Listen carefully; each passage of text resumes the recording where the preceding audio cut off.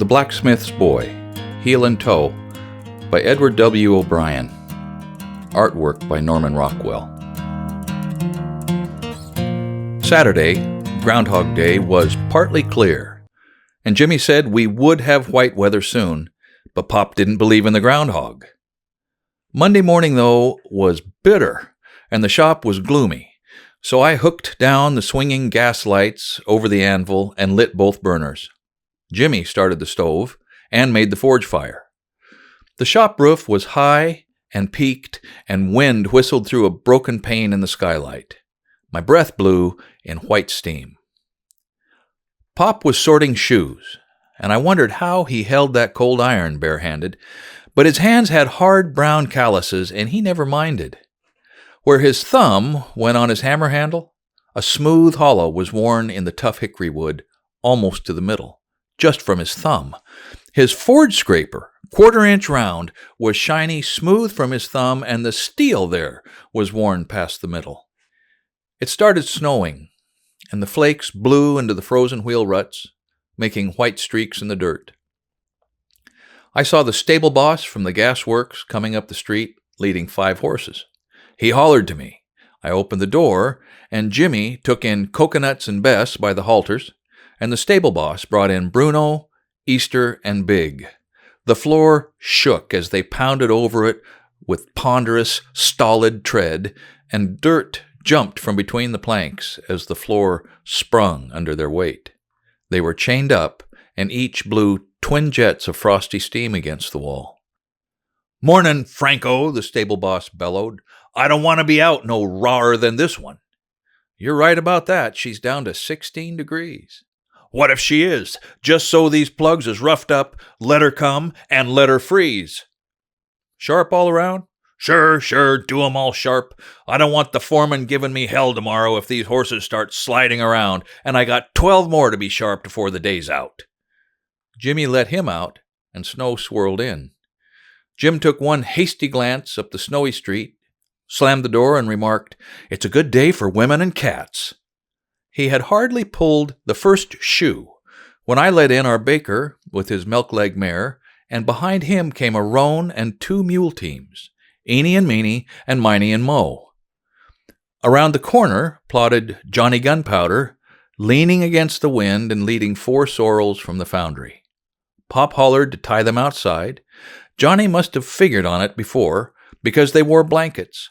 He tied them up, came in, sat on the bench and stretched his feet across the forge, soles up, and took out his makins, saying there was no use going back till he had a sharp horse to go with him. When the jobs began piling up too fast, Pop sent me over to Uncle Sharky to give a hand, and as soon as I told him, Sharky put down the Trades Union Advocate that he was reading and said he'd be there in a tail switch. When I came back, a dozen horses were tied outside, and men were walking them up and down, 2 at a time, to keep their blood moving. And except for wheel and hoof tracks, the street was smooth and white. Wagon axles creaked, and the wheels made a rasping, brittle crunch in the snow. When Sharky came, he sized up the floor jobs, bit off a piece of his plug cut, and set to. The shop was warm now from the stove and all the horses. A thick cloud of smoke hung under the rafters, and now and then it sucked towards the broken pane near the peak and was blown back. And every time Pop fitted up a hot shoe, another cloud went up from the scorched hoof, and it smelled good. I didn't think of it then, but when I was a man grown, and the shop was gone, and its days gone with it, that acrid hoof smoke odor would come back at times in memory, and set up its own particularly sharp nostalgia. It was a hectic day with only a sandwich pause at noon, and right smack in the middle of it, who shoves his nose in the door but Zeke. Behind him was a husky 6-footer. I knew instinctively it was McCann, and I got all writhy inside. He was hatless, and his bright red hair was bushy as though it seldom felt a comb, but it wasn't out of place. It was just that kind of hair. He wore a short, belted coat, and under one arm he carried a rolled apron. His gray eyes shot round the shop sharply, and he split his mouth in a grin wide as a mule's. I said to myself, I bet he's got bridle teeth. Pop's hammer stopped, and he looked inquiringly at Zeke. Frank? He's the fella from Philly I spoke about. Jack? Shake hands with Frank Farrell.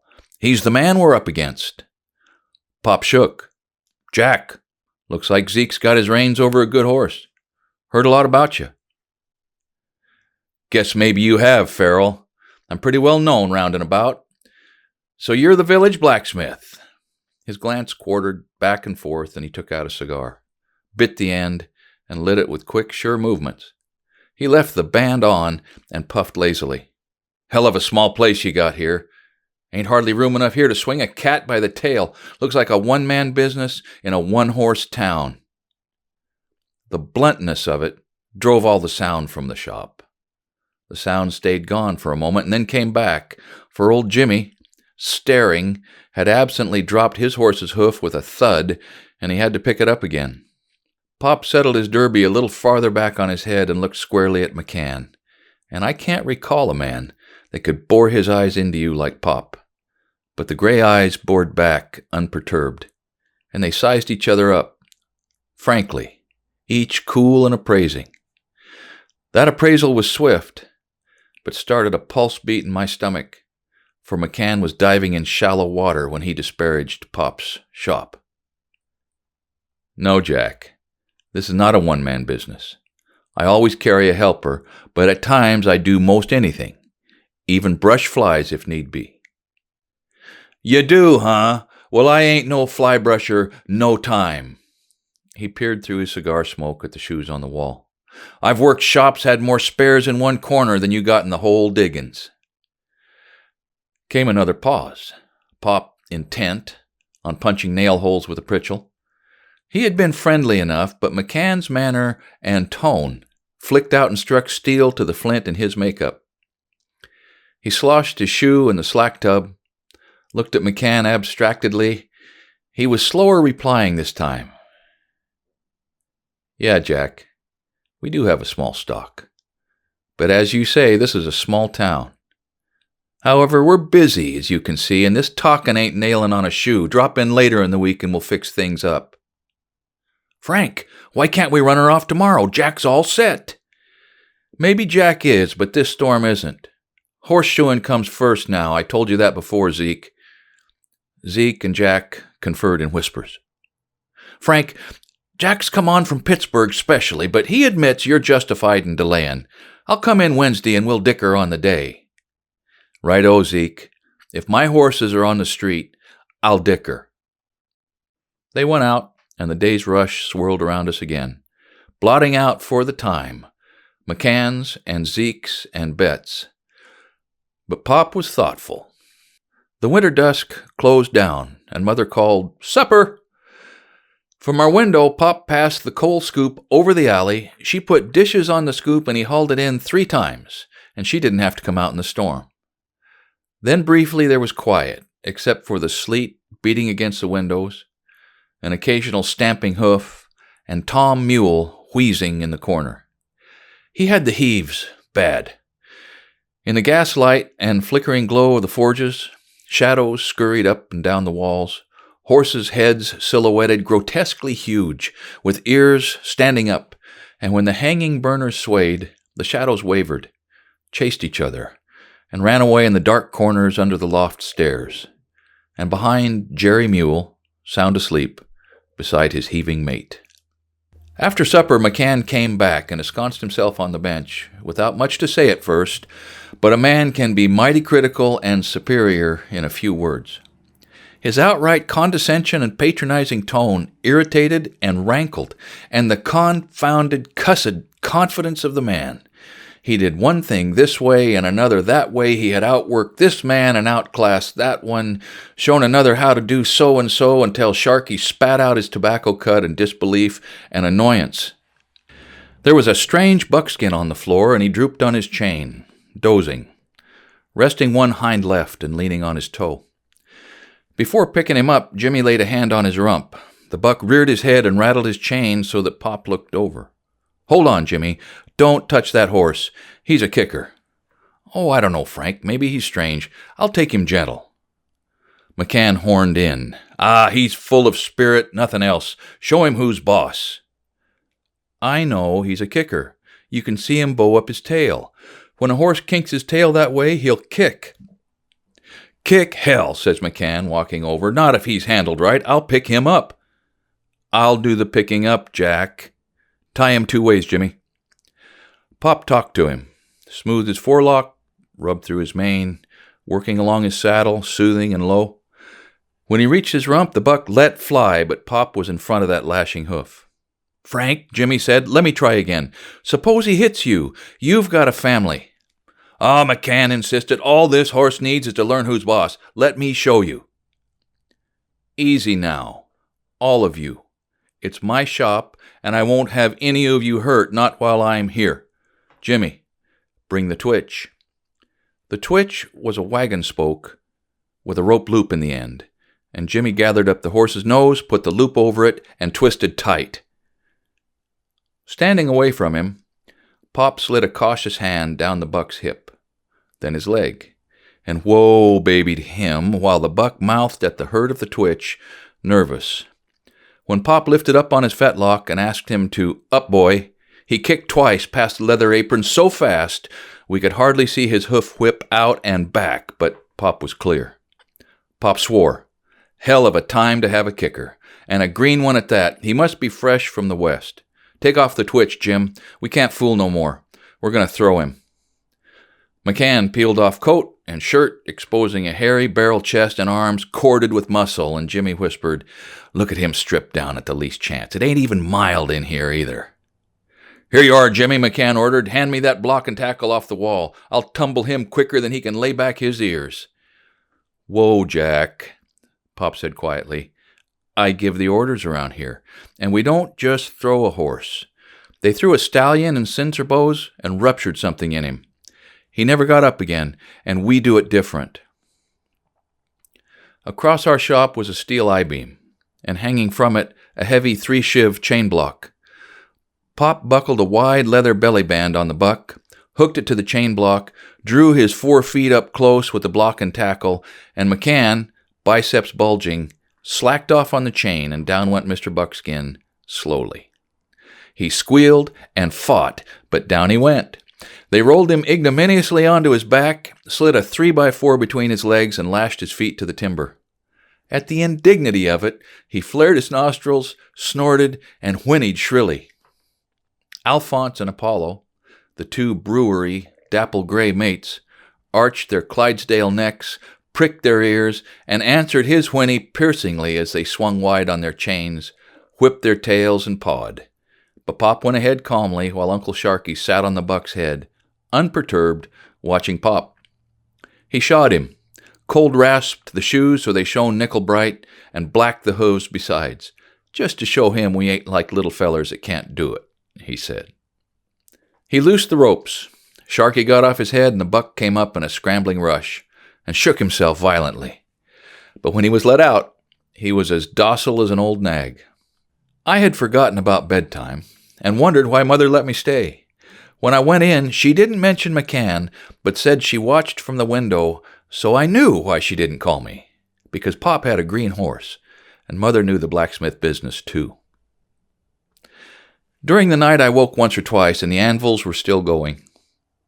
Tuesday breakfast and dinner were served in the shop, for that spell ran 36 hours without sleep. And when the last one went out, stepping gingerly on his sharp new shoes, the men wearily untied their aprons. Pop went directly to bed and slept until Wednesday noon. That evening arrangements were made, and I got scareder by the minute thinking of the 100. Friday was the day. 4 town blacksmiths would judge the shoes, and Tom Jackson was to be the final say. He would be fair to both. Everybody knew that.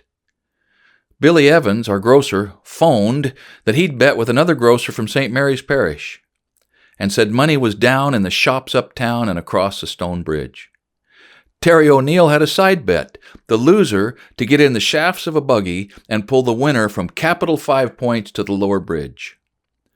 Bull Davis and Eddie Fisher wagered that Pop would outwork McCann, or they'd haul the other two up Market Street Hill in a 2-horse coal wagon.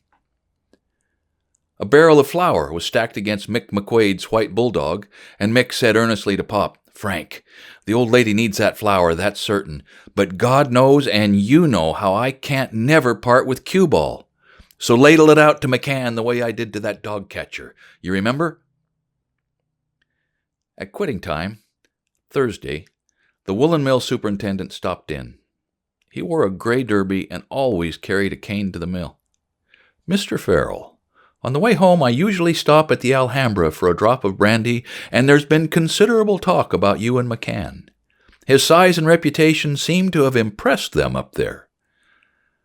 "Mr. Patterson," Pop said, half sitting on the anvil horn and folding his bare arms, "what they say may be true. I don't say that it isn't, never having seen McCann work. But rum isn't sold over an anvil or across a loom, and a piece of cloth or a horseshoe can't be made on a bar. I make my shoes on the anvil." "Quite true, Mr. Farrell. I've heard a lot of cloth woven over the mahogany at that. But I prefer what comes off the loom. However, I stopped in to mention that I have a 50 on you. If you lose, think no more of it, because in any event, McCann will know he's had a day of it, I'm sure." He removed one gray glove and shook Pop's black hand, not as though he didn't mind the coal dirt on it, but as though he didn't think of it one way or another. I thought of a saying of old Jimmy's: "Dirty hands, a clean living." Friday morning we had just finished building the forge fires when we heard men's voices coming down our street, and Zeke slid back the door. Behind him were McCann and a half a dozen others. There weren't any preliminaries. Pop told McCann to look at both forges and take his choice, but McCann waved that aside.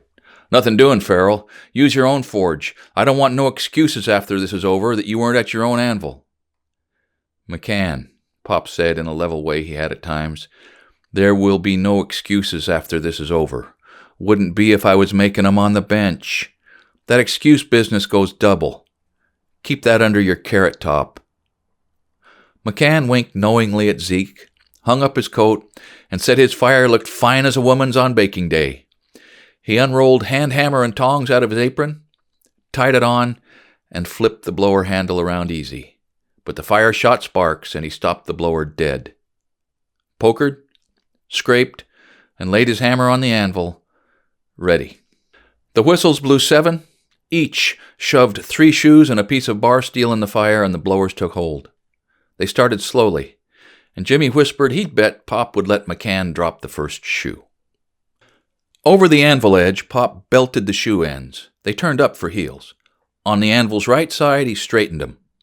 After heeling the second, the first was hot again, and he welded on a piece of the bar for the toe.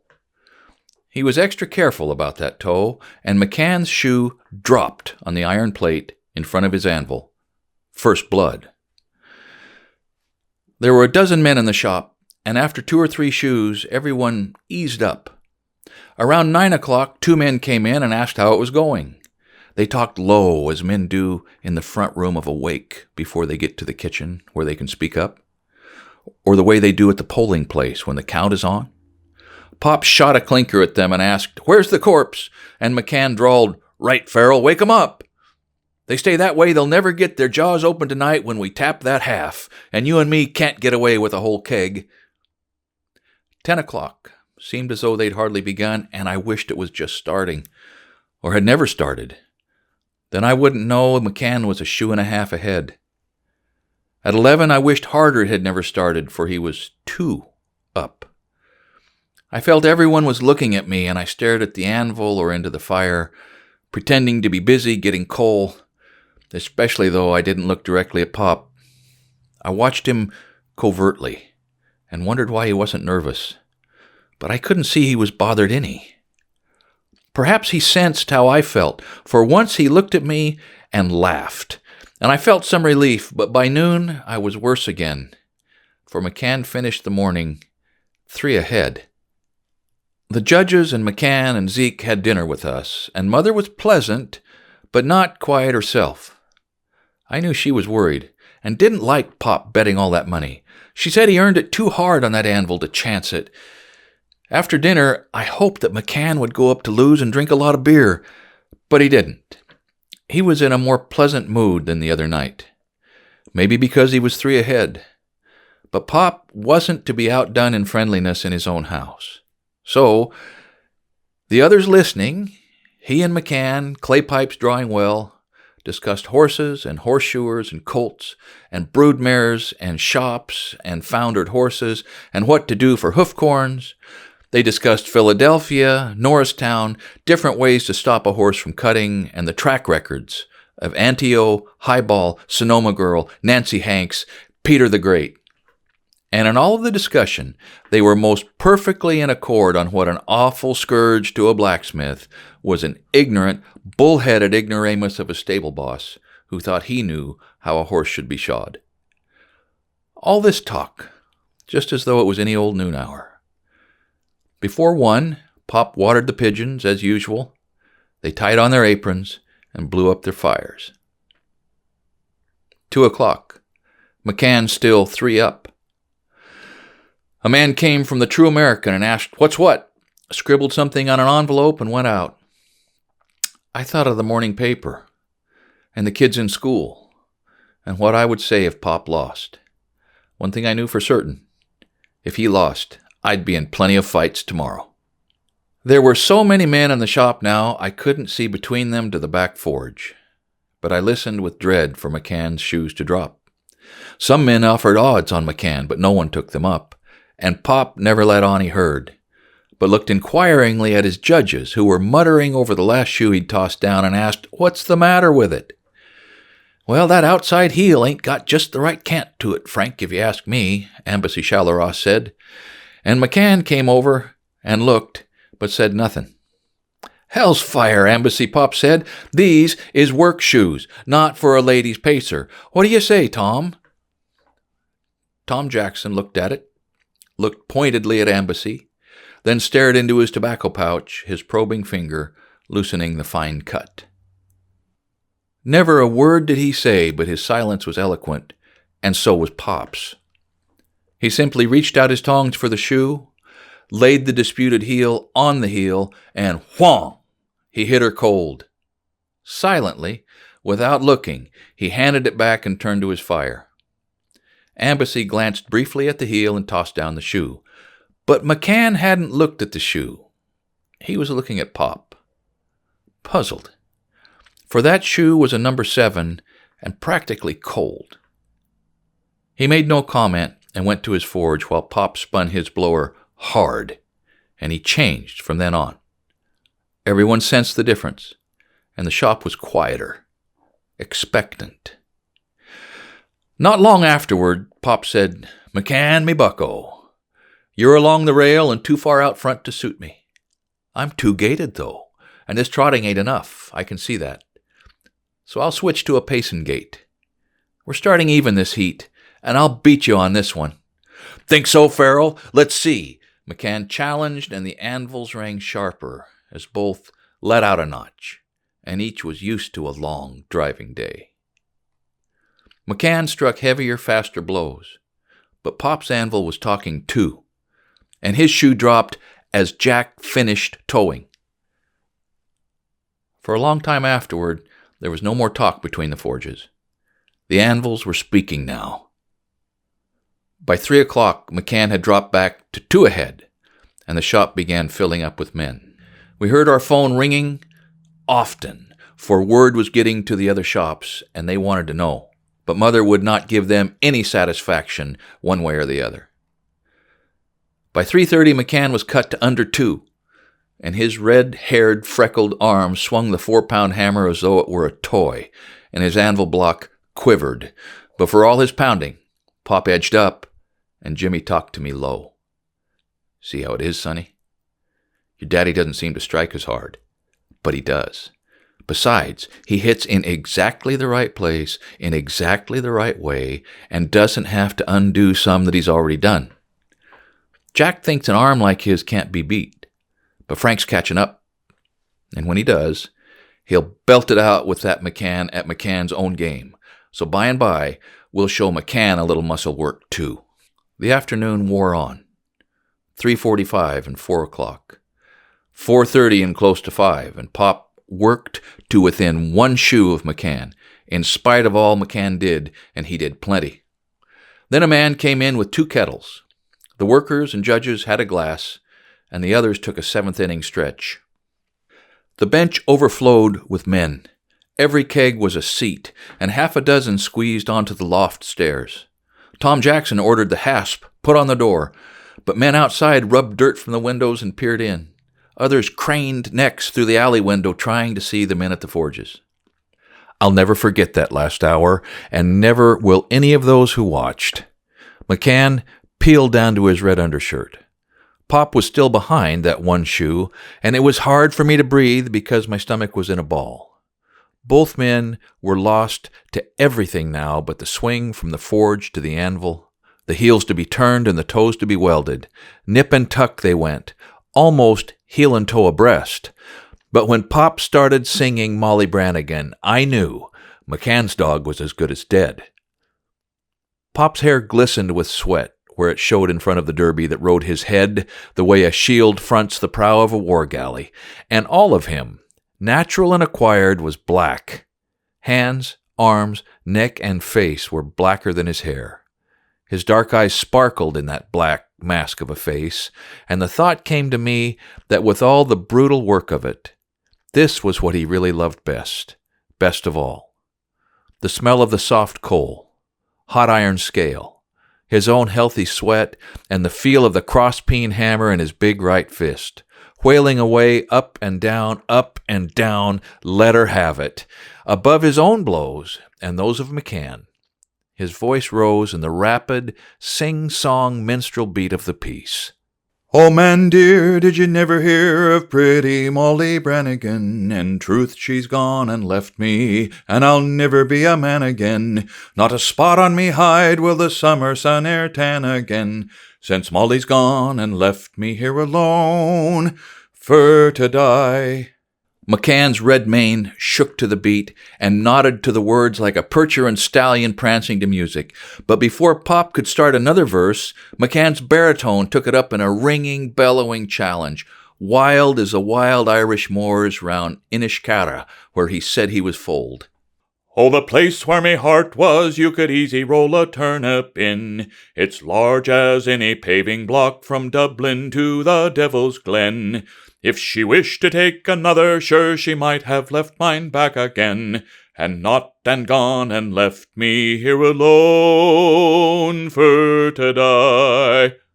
And both forges driving like fury, for all the song.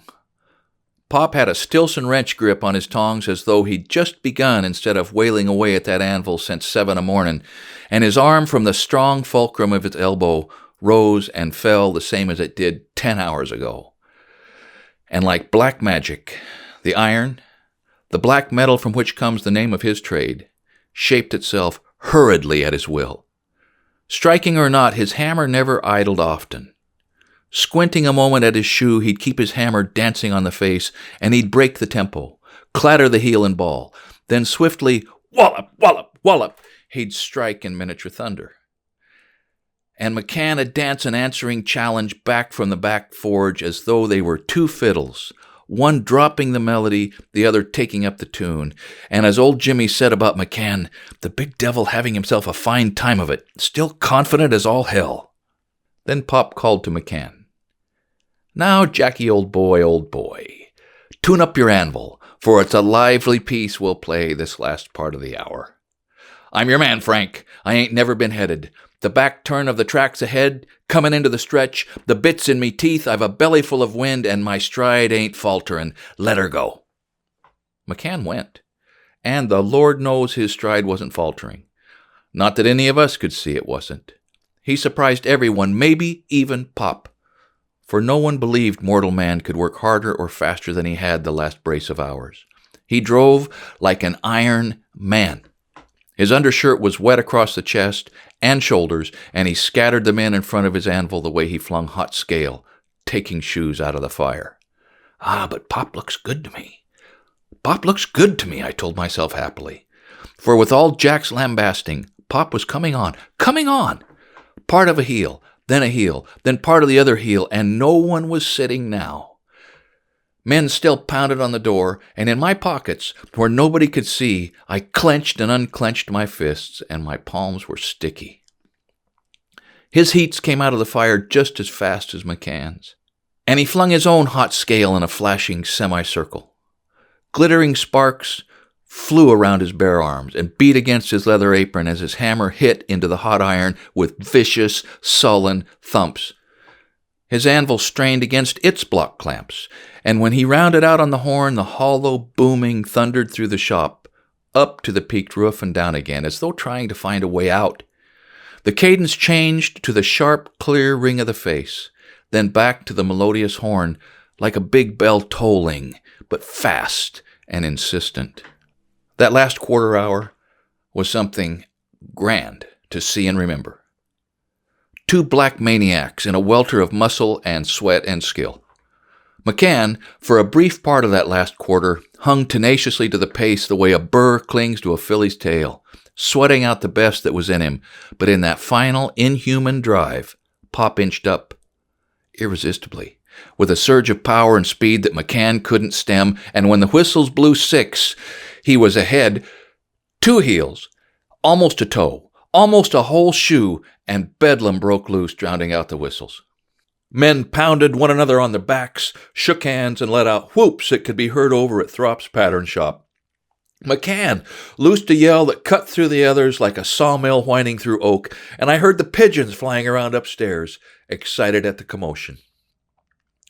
McCann threw his hammer on the floor, strode over, and with both hands shook Pop's right, and he said he'd never swung against a better man or one as good.